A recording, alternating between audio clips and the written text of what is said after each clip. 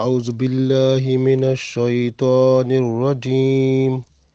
بسم الله الرحمن الرحيم.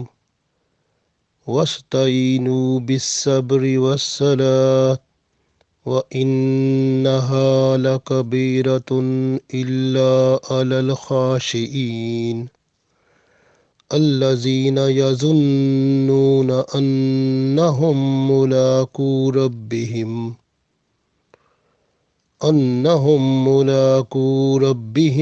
وأنهم إليه راجعون۔ عزیز دوستو، السلام علیکم ورحمۃ اللہ وبرکاتہ۔ ابھی میں نے آپ کے سامنے سورہ بقرہ کی آیت نمبر 45 اور 46 جو ہے تلاوت کی ہے۔ یہ دونوں آیتیں جو ہیں اس میں اللہ تعالیٰ ارشاد فرماتا ہے کہ سب سے بڑی جو بندے کو مدد کرنے والی چیز ہے وہ کیا ہے؟ وہ صبر ہے اور پھر نماز ہے۔ صبر اور نماز ایسی چیز ہے جو بندے کو تکلیف میں، مصیبت میں، امتحان میں، ہر مشکل میں ساتھ دیتی ہے۔ اور یہ نماز بھاری ہوتی ہے تو ان پر ہوتی ہے جو کیا کرتے ہیں بھلا؟ جو اللہ کے حکم سے غافل ہوتے ہیں، یعنی غفلت کا مظاہرہ کرنے والے ہوتے ہیں۔ اور دوسرا یہ بھی ہے کہ جو تکبر کرنے والے ہوتے ہیں، جو مغرور ہوتے ہیں، جن میں شیطانی صفات ہوتی ہیں، اور بعض لوگوں میں نفسانی جو خواہشات، شہوات ہوتی ہیں، ان کو نماز بڑی بھاری لگتی ہے۔ لیکن جو عاجزی اختیار کرتے ہیں، جن کے دل میں اللہ ہوتا ہے، ان کو پتہ ہے اللہ ہمیں دیکھ رہا ہے، اور پھر ان کے لیے وہ نمازیں پڑھنا بہت آسان ہوتی ہیں۔ عاجزی کرنے والا خشوع و خضوع سے نماز پڑھتا ہے، اور پھر کیا ہوتا ہے؟ عاجزی کرنے والے وہ لوگ ہوتے ہیں جو یہ جانتے ہیں کہ ان کو یقین ہوتا ہے کہ ہم نے اللہ سے ملنا ہے، اللہ سے ملاقات کرنی ہے، کہ جنت میں اللہ کا دیدار کرنا ہے، اللہ سے بات چیت کرنی ہے، اور ہم نے دنیا میں ہمیشہ کے لیے تھوڑا رہنا ہے، ہم نے بہت جلدی دنیا سے چلے جانا ہے اور اللہ کے حضور پیش ہونا ہے۔ تو اس بات سے وہ خوشی خوشی جو آخرت میں کام آنے والی چیزیں ہیں ان کو یہیں کر لیتے ہیں۔ ارشاد باری تعالیٰ ہے وَاسْتَعِینُوا بِالصَّبْرِ وَالصَّلَاةِ۔ وَاسْتَعِینُوا یہ جمع کا صیغہ ہے اور حکم کا صیغہ ہے، آرڈر ہے۔ وَاسْتَعِینُوا اور مدد لے لو، مدد چاہو، بالصبر صبر کے ساتھ، تو صبر کے ساتھ مدد لے لو، والصلاۃ اور صلاۃ یعنی نماز کے ساتھ۔ تو نماز اور صبر جو ہیں دو ایسی جو اللہ کی نعمتیں ہیں، یعنی یہ دونوں نعمتیں آپ کی مدد کریں گی۔ کب؟ جب مشکل ہوگی، پرابلم ہوگا، کوئی قسم کا تکلیف ہوگی، یہ دونوں مدد کریں گی۔ تو اس لیے جب بھی کوئی حاجت ہوتی ہے، جب بھی کوئی ضرورت ہوتی ہے، تو مدد ہم کس سے چاہتے ہیں؟ اللہ تعالیٰ سے، کیونکہ ہم پیچھے پڑھتے ہیں نا جو سورہ فاتحہ میں ایاک نعبد و ایاک نستعین، کہ ہم اے اللہ تجھ سے ہی مدد مانگتے ہیں، تجھ سے ہی تیری ہی عبادت کرتے ہیں اور تجھ سے ہی مدد مانگتے ہیں۔ لیکن یہاں جب دیکھتے ہیں ہم، تو یہاں تو مدد اللہ تعالیٰ خود فرما رہا ہے کہ آپ مدد لو نماز سے بھی اور صبر سے بھی۔ نہ صبر اللہ ہے، نہ نماز اللہ ہے۔ اور اسی طرح کی آیت جو ہے آگے آپ کو 153 جو ہے، جب ہم آیت پڑھیں گے اسی سورہ بقرہ کی، جس میں اللہ تعالیٰ پھر حکم کرتا ہے مدد کا کہ آپ مدد انہی سے لو، کس سے؟ صبر اور نماز سے۔ آگے حکم ہوگا یا ایھا الذین آمنوا استعینوا بالصبر والصلاۃ ان اللہ مع الصابرین، کہ اے ایمان والو صبر اور نماز سے مدد لو، بے شک اللہ تعالیٰ صبر کرنے والوں کے ساتھ ہے۔ تو گویا اللہ تعالیٰ حکم فرما رہا ہے بندے کو بار بار کہ آپ نماز اور صبر سے مدد لو۔ اب نماز اور صبر اللہ نہیں ہے۔ اب یہاں پر ایک بات کا ازالہ کر دیں کہ بہت سارے لوگ جو ہیں وہ ایاک نعبد و ایاک نستعین پر رک جاتے ہیں اور وہیں پہ کہتے ہیں یا اللہ مدد، بس باقی جو ہے نا وہ مدد کرنا کوئی کہتا ہے تو وہ حرام کہتا ہے اور وہ شرک میں ہو جاتا ہے، اور وہ جو ہے اس کو بدعت ہو جاتی ہے، شرک ہو جاتا ہے، وہ جناب اس کو اسلام سے خارج کر دیتے ہیں، جبکہ ایسی بات نہیں ہے۔ یہ فرقہ پرستی کرنا گناہ ہے۔ اللہ کی مدد جو ہے جب اللہ خود فرماتا ہے نا تو اس کو ہمیں سامنے رکھنا ہے۔ جو قرآن پاک ہے وہ ہمارے لیے سب سے اہم ہے۔ اللہ کے رسول صلی اللہ علیہ وسلم نے یہی فرمایا تھا کہ میں 2 چیزیں چھوڑ کے جا رہا ہوں، قرآن اور سنت۔ تو قرآن جب سنت کے ساتھ ہم اس کو دیکھیں گے تو ہمیں پوری رہنمائی ملے گی۔ اب دیکھیں نا، اللہ کی مدد سب سے بڑی قرآن پاک آیا نا، تو قرآن پاک کس کے ذریعے سے آیا؟ رسول اللہ صلی اللہ علیہ وسلم کے ذریعے سے ہمیں ملا۔ ہمیں تو پتہ ہی نہیں تھا، ہمیں تو اللہ کا پتہ ہی نہیں تھا۔ اللہ کی پہچان کس نے کرائی؟ رسول اللہ صلی اللہ علیہ وسلم نے۔ تو رسول اللہ صلی اللہ علیہ وسلم جو ہیں انہوں نے ہمیں اللہ کی پہچان کرائی، اللہ کے احکامات بتائے، اللہ کیسے چاہتا ہے اس دنیا میں رہیں، انہوں نے یہ سب کچھ بتایا۔ تو اس لیے سب سے بہترین جو بات ہے وہ یہ ہے کہ اصل میں مدد تو اللہ کی طرف سے ہوتی ہے، اس میں کوئی شک نہیں ہے۔ اگر کوئی بندہ یہ سوچتا ہے کہ وہ مدد کرتا ہے تو وہ غلط ہے، کیونکہ مدد کس سے ہوتی ہے؟ اللہ کی طرف سے۔ بندے کے اندر جو روح ڈلا ہوا ہے وہ اللہ کی طرف سے ہے۔ اللہ تعالیٰ کا حکم ہوتا ہے نا، جیسے سورہ بنی اسرائیل میں قُلِ الرُّوحُ مِنْ أَمْرِ رَبِّی، تو روح جو ہے فرما دیں لوگوں کو کہ روح جو ہے اللہ کے امر سے ہے، اللہ کے حکم سے ہے۔ تو وہ جب وہ بندے کے اندر رہتا ہے تو بندہ کام کرتا ہے۔ مدد بھی کسی کا بندہ کسی کی کرتا ہے تو وہ اس وقت کرتا رہتا ہے جب تک وہ روح اس میں رہتا ہے۔ اللہ کا حکم ہوتا ہے تو اس کے اندر روح ہوتا ہے، تب ہی مدد ہو سکتی ہے نا۔ تو اصل میں پیچھے لنک اپ تو اللہ سے ہے نا، تعلق تو اللہ سے ہے، اس کا کوئی انکار کر ہی نہیں سکتا۔ لیکن جو ہے نا، ہم ایک دوسرے کی مدد کے بغیر نہیں رہ سکتے۔ مدد جو ایک دوسرے کی ہے وہ بھی اللہ کے حکم سے ہوتی ہے۔ اس لیے اصل یقین سب کا یہی ہے، مدد کرنے والی سب سے بڑی ذات، سب جو اصل ہے وہ اللہ ہے، لیکن اللہ کے حکم سے ہم ایک دوسرے کی مدد کرتے ہیں۔ میاں بیوی مدد کرتے ہیں، اولاد مدد کرتی ہے والدین کی، والدین مدد کرتے ہیں، ہمیں ایک دوسرے کے معاشرے میں مدد کرتے ہیں۔ تو یہ سب مدد جو ہوتی ہے نا، اس میں بس ایک بات یاد رکھنے والی ہے کہ مدد اللہ کی طرف سے حقیقت ہے، اصل ہے۔ باقی جو ہے ہم ایک دوسرے کی جو مدد کرتے ہیں وہ اللہ تعالیٰ کے حکم سے ہوتی ہے، اور اس میں یہ نہیں، اس میں لڑائی جھگڑا نہیں کرنے والی بات کہ ہاں جی اللہ کی مدد ہوتی ہے بس اس کے علاوہ کوئی مدد کرتا ہی نہیں ہے۔ یہ لڑائی جھگڑا کرنا گناہ ہے، اللہ کو ناراض کرنے والی بات ہے۔ اس اللہ کو جس اللہ تعالیٰ نے خود ہی فرما دیا کہ آپ نماز اور صبر اور نماز سے مدد لیا کرو، تو پھر قیامت والے دن بڑا مشکل ہو جائے گا۔ تو اس لیے ہمیں سب سے پہلی بات میں نے عرض کی کہ اصل مدد اللہ کی طرف سے ہے، اور ہم اگر کسی کی مدد کرتے ہیں یا کسی سے مدد لیتے ہیں تو یہ بھی اللہ کا حکم ہوتا ہے۔ اللہ نے تقدیر میں بندے کے لکھ دیا ہے کہ فلاں نے فلاں کی مدد کرنی ہے، اور تقدیر بھی ایک ایسی طرح کی ہوتی ہے کہ جو دعا سے بدل جاتی ہے۔ تو دعا بھی جب ہم کسی سے کراتے ہیں اللہ تعالیٰ کسی کی بات سن لیتا ہے، کیونکہ اللہ کے قریب ہوتا ہے کوئی بندہ۔ جیسے رسول اللہ صلی اللہ علیہ وسلم کے پاس اللہ تعالیٰ خود فرماتے تھے کہ اگر بندے آئیں تو آپ دعا کریں تو اللہ تعالیٰ ان کی مغفرت فرما دیتا ہے۔ تو اب وہ بندہ جو رسول اللہ صلی اللہ علیہ وسلم کے حکم کے مطابق چلتا ہو اور اس کی زندگی میں جب ہم دیکھیں تو عکس نظر آتا ہو رسول اللہ صلی اللہ علیہ وسلم کی زندگی کا، تو اس سے بھی دعا کرائیں تو اللہ تعالیٰ اس پر بھی مہربان ہوتا ہے، دعائیں قبول ہوتی ہیں۔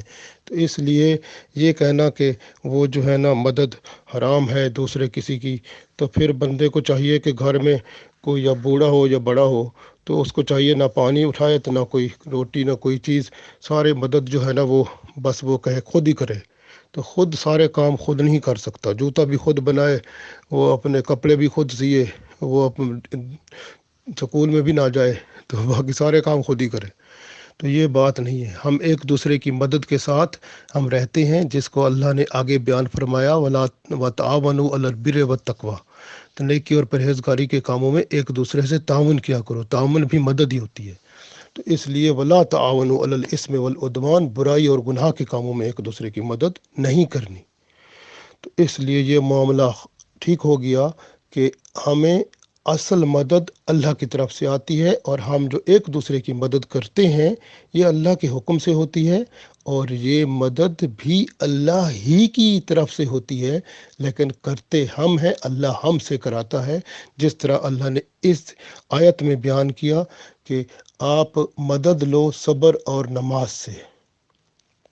اب نہ صبر خدا تعالیٰ ہے تو نہ نماز خدا تعالیٰ ہے، اس لیے دونوں غیر اللہ ہیں، لیکن حکم الہی کیا ہے کہ ان سے مدد لو۔ تو اللہ کا حکم جو ہے بس وہی ہمارے لیے سب سے بڑا جو ہے خزانہ ہے۔ اللہ تعالیٰ ارشاد فرماتا ہے، جو مصیبت آتی ہے، یعنی جب بھی کوئی پرابلم ہوتا ہے، مصیبت آتی ہے، تکلیف ہوتی ہے، تو کیا کرو؟ مدد مانگو، مدد چاہو، مدد لو، وَاسْتَعِینُوا، مدد لے لو، کس سے؟ حکم آ گیا نا کہ مدد لے لو، بالصبر، صبر سے۔ اب پہلے تو صبر سے دیکھتے ہیں نا اس کے بارے میں۔ اب دیکھیں، بندے کو بعض اوقات اللہ تعالیٰ خود امتحان میں ڈالتا ہے، بندے کو آزماتا ہے اللہ تعالیٰ، بہت سارے پیغمبروں کو اللہ تعالیٰ آزماتا ہے۔ یہ سب ہمارے لیے مثالیں ہوتی ہیں کہ آزمائش جو ہوتی ہے اللہ تعالیٰ کی، وہ بندے کے درجات بڑھانے کے لیے آتی ہے، اور اللہ تعالیٰ کی رحمت ساتھ ہوتی ہے۔ بندے کو دیکھا جاتا ہے کہ وہ دو راستوں میں سے کون سا لیتا ہے، یعنی منفی یا مثبت، کہ جو بہتر راستہ ہے وہ لیتا ہے، یا دوسرا راستہ جو شیطان والا ہے اس کو استعمال کرتا ہے۔ تو اللہ تعالیٰ بندے کو دیکھنا چاہتا ہے، تو اس لیے امتحان بعض اوقات آتا ہے۔ امتحان کے دوران بھی بندے کو اگر تکلیف ہوتی ہے تو صبر کرے۔ اسی طرح بعض اوقات کوئی مصیبت آتی ہے، اس وقت بھی اس کا مقابلہ صبر سے کرنا چاہیے۔ مصیبتوں کا مقابلہ جو صبر سے کرتا ہے وہ سب سے بڑا کامیاب انسان ہے، کیونکہ یہ جیسے کہتے ہیں نا، ایک میزائل جو ہوتا ہے، جب مصیبت آ رہی ہو تو اس کو صبر کا میزائل مارو، خود بخود ختم ہو جائے گی۔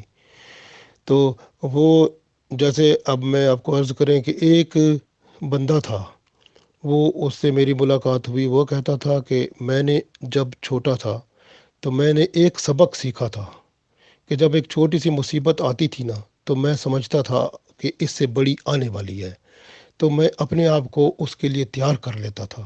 جب بڑی مصیبت آتی تھی تو میں پہلے ہی تیار ہوتا تھا، پھر میں سمجھتا تھا اس سے اور بڑی آنے والی ہے، تو میرے اندر وہ تیاری ہو چکی ہوتی تھی، تو پھر جب دوسری بڑی آتی تھی تو پھر میں اس کے لیے تیار ہوتا تھا۔ تو میں اس طرح صبر کا دامن، وہ اپنے صبر کا دامن جو ہے وہ تھام رکھتا تھا، لیکن میں کبھی بے صبرا نہ ہوا۔ اللہ کی رحمت پر بھروسہ رکھ کے میں نے پھر وہ کچھ پایا، آج وہ اس کی شان بہت بڑی ہے، بہت بڑا آفیسر۔ اور اس طرح میں عرض کر رہا ہوں کہ یہ اللہ تعالیٰ جب مہربان ہوتا ہے تو پھر ایسے ہوتا ہے۔ صبر جو ہے وہ بندے کو بڑے اعلیٰ مقام پر پہنچاتا ہے، دنیا میں بھی آخرت میں بھی۔ صبر سے کیا ہوتا ہے؟ شدت میں، مصیبت میں اپنے آپ کو روکنا، کہ بندہ جو ہے نفس کو روکے اور برائی کی طرف نہ جانے دے۔ یعنی بعض اوقات ایسا ہوتا ہے ہمارا نفس برائی کی طرف مائل ہو جاتا ہے، دل کرتا ہے کہ یہ برا کام کر ہی لو، تو وہ اس وقت امتحان ہوتا ہے کہ صبر کو بندہ اپناتا ہے یا رکتا ہے اس سے بندے کا اس برے کام سے رک جانا صبر ہے۔ اگر بندہ برے کام میں استعمال کر لیتا ہے اپنے آپ کو، یا برے کام کو کر لیتا ہے، تو پھر وہ گناہ گار ہو جاتا ہے، اور وہ شیطان کی طرف رغبت ہو گئی نفس کی، وہ ایک نفس اور شیطان دونوں مل گئے، ایک گناہ بندے کا ہو گیا۔ تو صبر جو ہے وہ برائی اور گناہ سے رکنے کا نام ہے۔ اسی طرح سے اطاعت اور عبادت میں بعض اوقات مشقت اور تکلیف ہوتی ہے، بعض اوقات پریشان ہوتا ہے بندہ، وضو کرنا، وہ سردی ہے، تکلیف ہوتی ہے، نماز پڑھنا ہے، قرآن پڑھنا ہے، دین کا کام کرنا ہے، پھر وہ بندہ سوچتا ہے اگر میں یہ دین کا کام کروں گا تو میرے دنیا کے رہ جائیں گے، تو وہ اس کو پھر پریفر کرتا ہے دنیا کو۔ تو وہاں پر امتحان ہوتا ہے بندے کا کہ وہ اللہ کے ساتھ کتنا منسلک ہے، یعنی اللہ کو کتنا وقت دیتا ہے، اور اپنے نفس اور اپنے یعنی بیوی بچے جو ہیں وہ اس کے ساتھ منسلک ہیں، اور یہ جو ہے بیوی بچے رشتہ دار دوست احباب ساری چیزیں، اور بندہ جو ہے اگر ان کو سارا ٹائم دے دیتا ہے، سارا وقت دے دیتا ہے، اللہ کو کچھ نہیں دیتا، تو قیامت والے دن سوال تو ضرور ہوگا نا کہ بھئی پیدا تو اللہ نے کیا، روزی بھی وہی دیتا ہے، اور بندہ دیکھے نا ایک جگہ اگر کام کرتا ہو تو وہ نافرمانی کرے اپنے مالک کی، تو مالک اس کو 2 دفعہ 3 دفعہ 4 دفعہ پھر نکال ہی دے گا نا، لیکن بندہ نافرمان اللہ کا ہوتا رہتا ہے، لیکن اللہ اس زمین سے تو نہیں نکالتا نا، تو یہ اللہ تعالیٰ کا کرم تو دیکھے نا۔ تو قیامت والے دن اللہ اگر بندے سے پوچھے کہ میں نے تجھے وقت بھی دیا تھا، تو نے مجھے کتنا وقت دیا تھا، تو اللہ تو حق بجانب ہوگا نا کہ اللہ نے وقت دیا تھا، ہم نے اللہ کو کتنا وقت دیا، تو پھر وہاں پر کیا جواب دیں گے؟ تو اس لیے یہیں صحیح تیاری کرنی ہے، اور تیاری کرنے کی کوشش کرنی چاہیے۔ اور بعض لوگ بے صبری ہوتے ہیں، اور بے صبری جو ہوتی ہے نا وہ بہت خطرناک چیز ہے، کیونکہ جب بے صبرا بندہ ہوتا ہے نا وہ پھر شکایتیں کرتا ہے، اور شکایتیں کرتا ہے تو پھر غیبت بھی کسی کی ہوتی ہے، پھر چغلی بھی کسی کی ہوتی ہے، پھر جھوٹ بھی بولا جاتا ہے، پھر بدگمانی بھی اندر ذہن میں شروع ہو جاتی ہے کسی کے بارے میں، اور پھر کسی پہ الزام تراشی بھی شروع ہو جاتی ہے۔ تو دیکھیں بے صبری کتنی بڑی مصیبتوں کو جنم دیتی ہے، اور آخر کار بعض اوقات لڑائی جھگڑے تک و فساد تک بات پہنچ جاتی ہے۔ تو یہ کیا ہوتا ہے؟ صبر نہ کرنے سے۔ تو یہاں پر پیشنس اور ٹالرنس جس کو کہتے ہیں، یعنی صبر اور برداشت جو ہے، یہ اللہ کا بہت بڑا تحفہ ہے۔ اور صبر و برداشت اس طرح ہے، میں آپ کو ایک بڑی بہترین مثال بتاؤں۔ یہ پکی سڑک بناتے ہیں نا، اس کے اوپر سب سے پہلے وہ مٹی ڈالتے ہیں نا، زمین پر مٹی ڈالتے ہیں نا، مٹی کے اوپر وہ انجن چلتا ہے جس کا بوجھ ہوتا ہے، تو وہ نیچے بیٹھ جاتی ہے مٹی، اس کے اوپر پھر اور مٹی ڈالتے ہیں وہ تاکہ پکی نیچے بیٹھ جائے۔ تو اس طرح سے یہ جو صبر ہوتا ہے نا وہ اسی طرح کی چیز ہوتی ہے کہ بندہ جو ہے نفس کے اوپر سوار ہو جائے، نفس برائی کی طرف رغبت کرے تو اس کو ایسے بٹھا دے، تو بٹھا کر اوپر نیکیاں کرے، اور نفس کے خلاف یعنی چلے، اور نیکیاں 2 کرے 4 کرے، زیادہ نیکیاں کرے۔ وہ زیادہ نیکیاں کرے گا نا، وہ جو برائی ہے نا جو نفس چاہتا تھا وہ نیچے بیٹھ جائے گی، اس کے اوپر نیکیوں کا بوجھ آ جائے گا۔ پھر اگر پھر دوبارہ نفس کسی برائی کی طرف خواہش کرتا ہے تو پھر اس نفس کی خواہش کو پھر دوبارہ نیچے بٹھائے، اس کے اوپر نیکیوں کا انبار رکھ دے، تو وہ نفس کے اوپر جو برائی تھی نا جس پر وہ نیچے آ گئی، اس کے اوپر نیکیوں کا بوجھ آ گیا، اب وہ برائی تو دب گئی، اور نفس کے اوپر بندہ پھر سوار ہو گیا، وہ اب نفس نیکیوں والا بن گیا۔ اس طرح سے بندہ اپنے آپ کو بچا سکتا ہے، اور اسی کا نام جو ہے مستقل مزاجی ہے، استقلال ہے، اور مضبوطی ہے، اور پائیداری ہے، اور بندے کا جو ہے نا یہ استقامت جس کو کہتے ہیں نا وہ اس سے ہی ملتی ہے۔ استقامت اسی کا نام ہے کہ بندہ برائیوں کو دباتا جائے اور نیکیوں کے ساتھ، اور پھر وہ نیکیاں جو ہے نا وہ بڑھتی جائیں گی، اور برائی دبتی جائے گی، اور کیا ہوگا کہ بندے کو برائیوں کے اوپر اللہ تعالیٰ فتح عطا فرمائے گا، اور نیکیوں کی طرف اس کی جو ہے محبت اور قربت اور کشش بڑھتی جائے گی، اور پھر دل ہی یہی کرے گا کہ کروں نیکیاں، یہ تو سب برائیاں ہیں، تو پھر اللہ تعالیٰ کی رحمت سے اس کی وہ حالت ہی بدل جائے گی۔ ایسا ہی بندہ کرے تو بہتر عمل ہے۔ تو کیونکہ صبر جو ہے وہ تمام مشکلات کا، مصیبتوں کا جو ہے نا آسان حل ہے۔ ایک دفعہ بخاری مسلم میں ایک حدیث ہے، رسول اللہ صلی اللہ علیہ وسلم ایک دفعہ قبرستان سے گزر رہے تھے، تو ایک قبر پر ایک عورت جو ہے وہ قبر کو پکڑے ہوئے چمٹے ہوئے تھی، اور رو رہی تھی، بڑی رو رہی تھی۔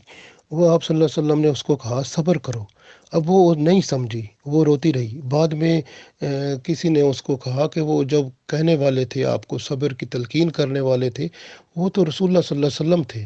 وہ اس کو پتہ نہیں چلا اس وقت، تو فوراً بھاگ کے آئی آپ صلی اللہ علیہ وسلم کے پاس، کہتی ہے کہ میں یا رسول اللہ صلی اللہ علیہ وسلم صبر کروں گی۔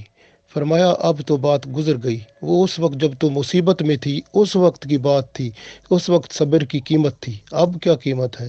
تو اس کا مطلب یہ ہے کہ جب مصیبت ہوتی ہے، جب بندہ کسی مشکل میں ہوتا ہے، یا بندہ غصے میں ہوتا ہے وہ صبر کر کے غصہ بھی پی جائے، مصیبت میں بھی صبر کرے اسی وقت، تو اس کی قیمت ہوتی ہے۔ یہ نہیں ہے کہ بندہ کہے نہیں جی میں صبر کروں گا، یہ تو نہیں ہے نا۔ جب ضرورت ہوتی ہے اس وقت صبر کرے تو پھر اس کا اجر ہوتا ہے نا۔ تو اس لیے صبر کو اپنے اوپر لازم کریں، اور اللہ تعالیٰ کی رحمت پھر دیکھیں کہ کتنی ہوتی ہے۔ نفس کو بس اپنے تلے دبا دیں اور نیکیوں کا بوجھ اتنا ڈال دیں، اور پھر اس سڑک کے اوپر جو ہے ایمان کی گاڑی جو ہے وہ نماز پڑھ کے چڑھا دیں بس، تو پھر دیکھیں کتنا مزہ آئے گا۔ تو وہ ایمان کی گاڑی جو ہے نا، وہ صبر جو ہے وہ بندے کو استقامت دے دیتا ہے، اور جب استقامت آ جاتی ہے تو پھر اس کے بعد اللہ کے ساتھ ملاقات کا شرف ہوتا ہے۔ کیا ہوتا ہے؟ یہ نماز شروع ہوتی ہے۔ نماز کیا ہے؟ اللہ کے ساتھ ملاقات ہے۔ تو پھر ملاقات اللہ تعالیٰ فرماتا ہے پھر صبر اب کر لیا ہے نا، اس لیے اللہ تعالیٰ نے فرمایا نا اس میں، دیکھیں نا، وَاسْتَعِینُوا بِالصَّبْرِ، اور مدد لو صبر سے، وَالصَّلَاةِ، اور صلاۃ سے، نماز سے۔ اب صبر کے بعد صلاۃ کا حکم ہے۔ صبر جو ہے وہ بندے کو استقامت دے دیتا ہے، وہ برائیوں سے بندہ بچ جاتا ہے، نیکیوں کی طرف آ جاتا ہے، اس کی پٹڑی پر جو ہے نا وہ اب گاڑی چل پڑتی ہے، ایمان کی گاڑی چلتی ہے۔ تو آگے اللہ تعالیٰ فرماتا ہے میرے بندے اب مجھ سے بات چیت کر، یعنی صلاۃ و صلاۃ، اب میرے ساتھ صلاۃ پڑھ، نماز پڑھ۔ نماز میں کیا پڑھتے ہیں؟ اللہ سے بات چیت ہوتی ہے ساری۔ تو اللہ فرماتا ہے میرے ساتھ بات چیت کر، تو پھر اللہ ملاقات کے لیے بندے کو فرماتا ہے تو میرے ساتھ ملاقات کر۔ تو پھر ملاقات میں دیکھیں نا، سب سے بڑی بات جو ہے نا یہ ہے کہ جو ملاقات جو ہے اللہ تعالیٰ فرماتا ہے ملاقات میرے ساتھ جو ہوتی ہے نا، وہ بہت بڑی عظمت ہوتی ہے، اور وہ سب سے بڑی بھاری ہوتی ہے۔ وَإِنَّهَا لَكَبِيرَةٌ إِلَّا عَلَى الْخَاشِعِينَ، مگر یہ جو نماز ہے نا بڑی بھاری ہوتی ہے وہ دوسرے لوگوں پر۔ کن پر؟ اب ان کی تفصیل بہت بڑی ہے۔ مغرور ہوتے ہیں، فخر والے ہوتے ہیں، تکبر والے ہوتے ہیں، دکھاوے والے ہوتے ہیں، منافق ہوتے ہیں، فاسق ہوتے ہیں، اور دنیا کی بہت ساری ان کی غلطیاں، کوتاہیاں، گناہ ہوتے ہیں، ان سب پر بھاری ہے۔ لیکن کس پر بھاری نہیں ہے؟ الا علی الخاشعین۔ خاشعین کہتے ہیں خشوع خضوع والا، وہ بندہ جس کا اندر کا من جو ہے وہ بیٹھ جاتا ہے، یعنی تکبر جو ہے وہ ختم ہو جاتا ہے، اور پھر کیا ہوتا ہے کہ وہ عاجزی آ جاتی ہے ان میں۔ تو عاجزی بندے کی جب آتی ہے نا تو وہ خشوع خضوع کو لاتی ہے۔ خشوع خضوع جو ہوتا ہے نا وہ ایسے ہوتا ہے جیسے ہم کسی کے لیے دل و جان سے فدا ہوتے ہیں، مخلص ہوتے ہیں، تو اس کے آنے پر، اس کے ساتھ ملنے پر اتنی خوشی ہوتی ہے کہ بندہ بیان ہی نہیں کر سکتا۔ تو بندہ جب اللہ سے ملتا ہے تو پھر اس طرح کی حالت میں ملتا ہے کہ اس کے سامنے اللہ ہی ہوتا ہے اور کچھ نہیں ہوتا، جس کے لیے رسول اللہ صلی اللہ علیہ وسلم نے فرمایا نا کہ بھئی آپ نماز ایسے پڑھو جیسے آپ اللہ کو دیکھ رہے ہو، یا پھر اللہ آپ کو دیکھ رہا ہے، بس اس طرح پڑھو۔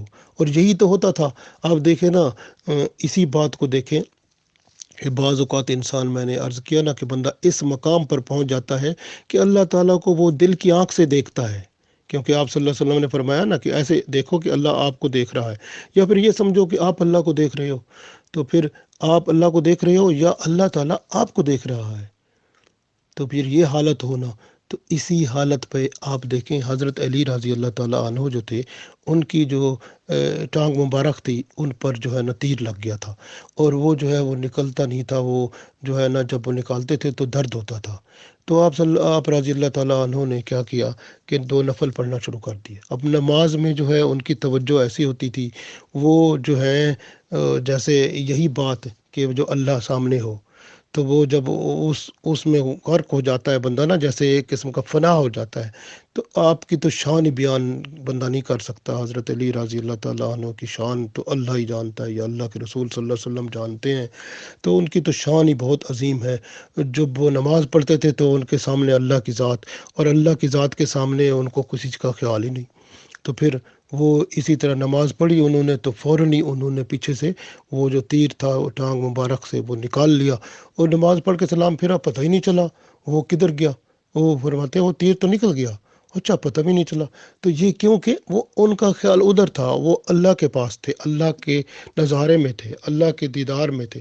तो ऐसी हस्ती जो है ना, अब आप देखें ना, ये वो तो शान जिसका फिर ताल्लुक हज़रत अली रज़ी अल्लाह ताला अन्हु से बन जाता है।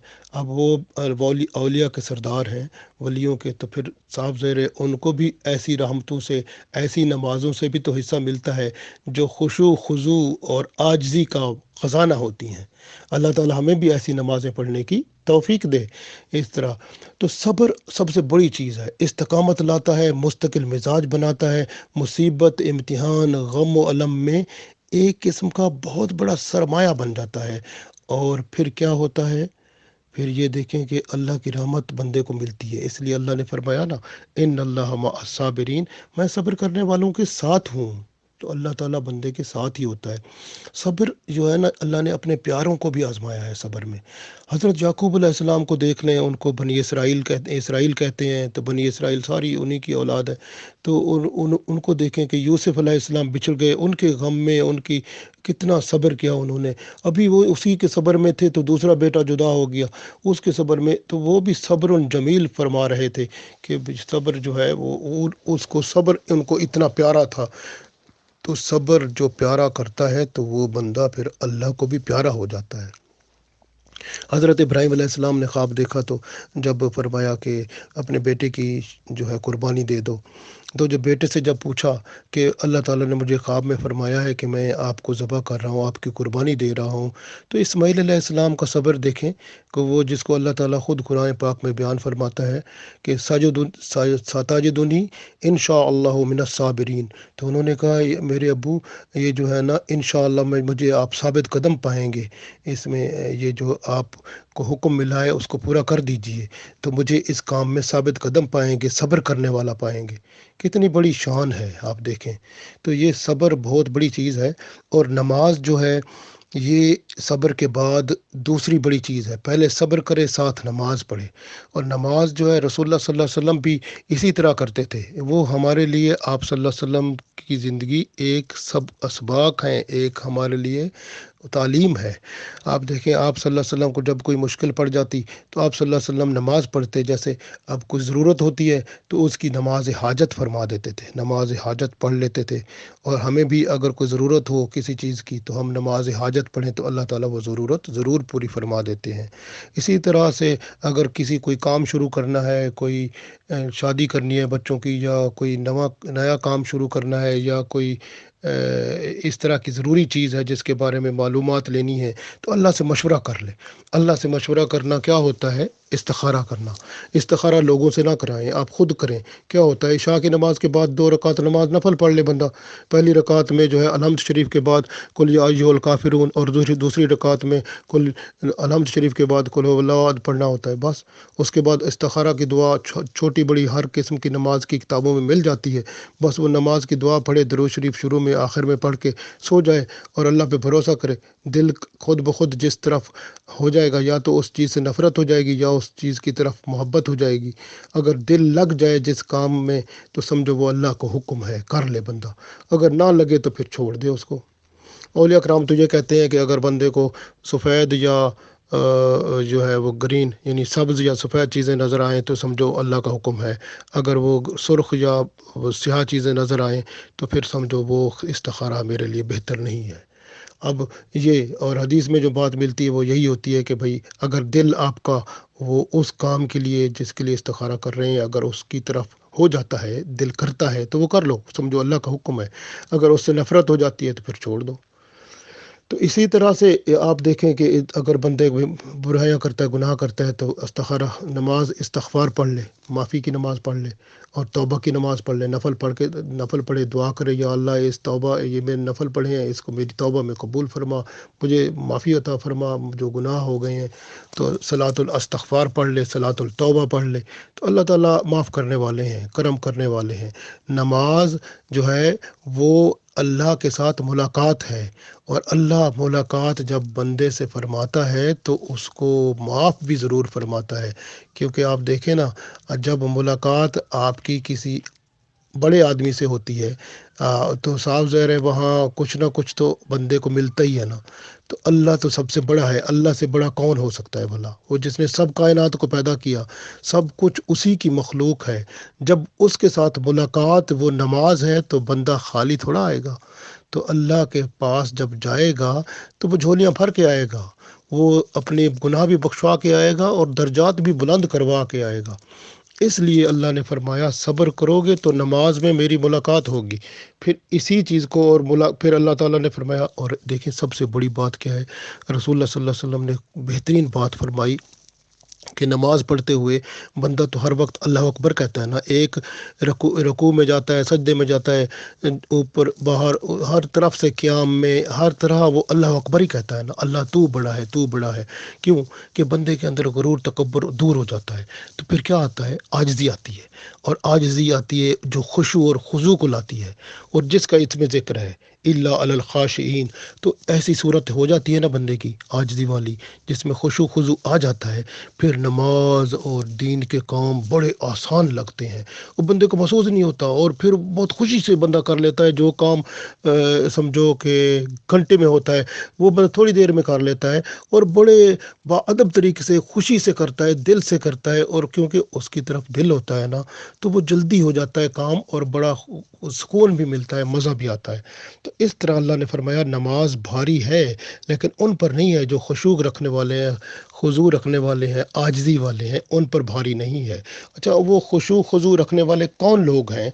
अल्लाह ताला ने आगे फरमाया अल्लाह जीना या जुन्नूना, अल्लाह जीना वो लोग, या जुन्नूना जो जो जन रखते हैं, यानी यकीन रखते हैं। यहाँ पर जन का मतलब हम यकीन करेंगे कि यकीन रखते हैं किस पर? यजुन्नून अन्नहुम, कि क्या किस चीज़ का यकीन रखते हैं? कि मुलाकू, कि वो मुलाकात करने वाले हैं, रब्बिहिम, अपने रब से, कि वो अपने रब से मिलने वाले हैं, मुलाकात करने वाले हैं। क्योंकि क़यामत के दिन मिलना है ना, और वहाँ जब आंख बंद होगी तो कब्र हशर में अल्लाह से मुलाकात तो होनी है ना। तो हशर में जब अल्लाह से मुलाकात होनी है, और जन्नत में तो अल्लाह का नज़ारा होना है, तो वो उनको पता है कि अल्लाह ताला के साथ मुलाकात भी होगी और दीदार भी होगा। तो ये जो है ना, वो उनका ये खासा है जो आजिज़ी करने वाले हैं, जिनको जिनको अल्लाह ताला ने खुशू खुजू अता फरमाया है। फिर वो क्या कहते हैं? व अन्नहुम, और ये कि वो इलैहि राजिऊन, कि वो उसी की तरफ लौट कर जाने वाले हैं। उनका पक्का यकीन होता है कि हमने जाना है तो अल्लाह के पास ही जाना है ना, लौट कर और तो हमने कहीं जाना ही नहीं है, तो हमने जाना है अल्लाह के पास जाना है।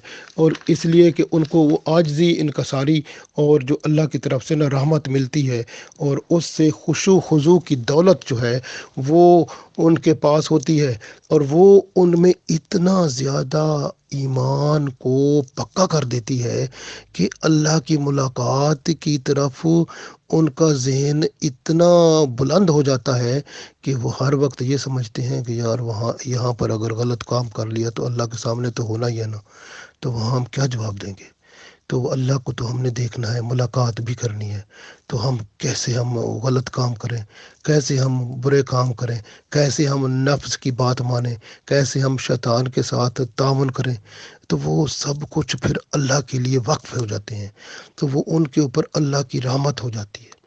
तो अल्लाह की रहमत बंदे पे जब होती है ना, तो फिर वो अपनी अंदरूनी जितनी भी ख्वाहिशात हैं नफ्स की, सब पर अल्लाह ताला उनको कंट्रोल अता फरमा देता है, और अल्लाह ताला की कुर्बत जो है वो मिलना शुरू हो जाती है। दूसरे लफ्ज़ों में नमाज कुर्बत इलाही की एक सीढ़ी बन जाती है, जिस पर वो खुशू खुजू की वो एक रहमत इलाही और मोहब्बत इलाही की जो है वो गाड़ी लेकर चल पड़ता है बंदा, और अल्लाह ताला की तरफ वो करम और अल्लाह ताला की रहमत से वो आगे बढ़ता जाता है, और फिर कुर्बत इलाही की तरफ वो गामज़न हो जाता है, और फिर अल्लाह ताला उस पर यहाँ दुनिया में भी करम फरमाता है, आखिरत में भी अल्लाह ताला करम फरमाता है। इसलिए अल्लाह ताला ने फरमा दिया, वो देखे ना पीछे, अगर वो यहूदी जो थे मदीना शरीफ में, वो अल्लाह ताला ने उनको भी ये फरमाया है, ये बनी इसराइल को भी हुक्म है, यहूदियों को ख़ास तौर पर वहाँ पर भी, कि वो अपने अपने आप को समझते थे ना कि हम बड़े सरबराह हैं, सरदारी है हमारी, वाह वाह है हमारी, मुआशरे में हमारी सोसाइटी में हमारा नाम है। और इसलिए कि अल्लाह ताला ने फरमाया ये सब्र करो तुम भी। वो जो सब्र से मुराद है कि झुक जाओ, جھک جاؤ، اور کس طرف جھک جاؤ؟ یہ سچے دین کی طرف، جو تمہاری کتاب میں بھی لکھا ہوا ہے، جو صفات حبیب صلی اللہ علیہ وسلم لکھی ہوئی ہیں، ان کو نہ بدلو، دوبارہ آؤ اور اسلام میں داخل ہو جاؤ، اللہ کے رسول صلی اللہ علیہ وسلم کے ساتھ مل جاؤ، اور اسلام کی دولت کو اپنے اندر خشوع خضوع کے ساتھ سمو لو، اور پھر صبر اور نماز سے مدد لے کر قربت الہی کی طرف گامزن ہو جاؤ، اور پھر اللہ تعالیٰ سے ملاقات کرنے والے بن جاؤ۔ اللہ تعالیٰ ہمیں، آپ کو، سب کو اس دنیا میں ایسے رکھے کہ جیسے وہ خود پسند فرماتا ہے، اور پھر اٹھائے ایسے جیسے وہ خود پسند فرماتا ہے، اور پھر اپنی پسندیدہ جگہ میں ہمیں لے جائے۔ آمین۔